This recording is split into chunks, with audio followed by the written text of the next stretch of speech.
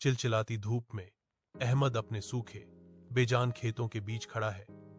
उसका चेहरा थकान और चिंता से भरा हुआ है। बंजर धरती दरारों से भरी और सूखी उसके फसलों पर आई कठोर नियति को दर्शाती है। गांव वाले पास से गुजरते हैं, उनकी नजरें उपहासपूर्ण होती हैं, उनकी फुसफुसाहटें तेज होती हैं, जैसे वे उसके संघर्ष का मजाक उड़ाते हैं। एक ग्रामीण ताना मारता है, तुम में बुद्धि की कमी है, इसीलिए तुम्हारी फसलें कभी नहीं उगती। उसके शब्द धूल भरी हवा में गूंजते हैं। अहमद गहरी उखड़ी हुई सांस लेता है।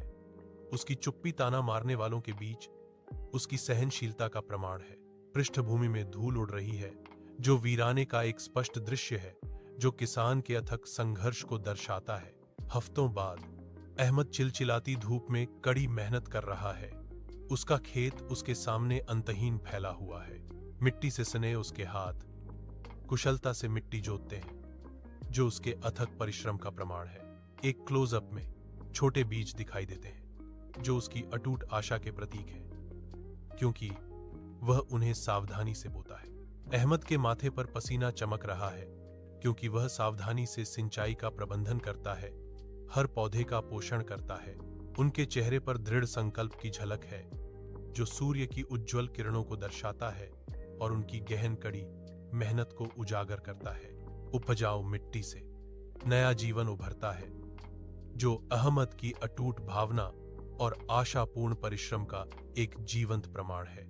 एक समय बंजर पड़े खेत में सुनहरे गेहूं की फसल लयबद्ध तरीके से झूल रही है, जो अहमद की अटूट लगन का एक जीवंत प्रमाण है। गांव वाले जो कभी उपहास करते थे, अब विस्मय और प्रशंसा के साथ लहलहाते खेत को देखते हैं। उनके चेहरे सम्मान से भरे हुए हैं। अहमद अपनी जीत के बीच खड़ा है। उसके होठों पर एक शांत मुस्कान है।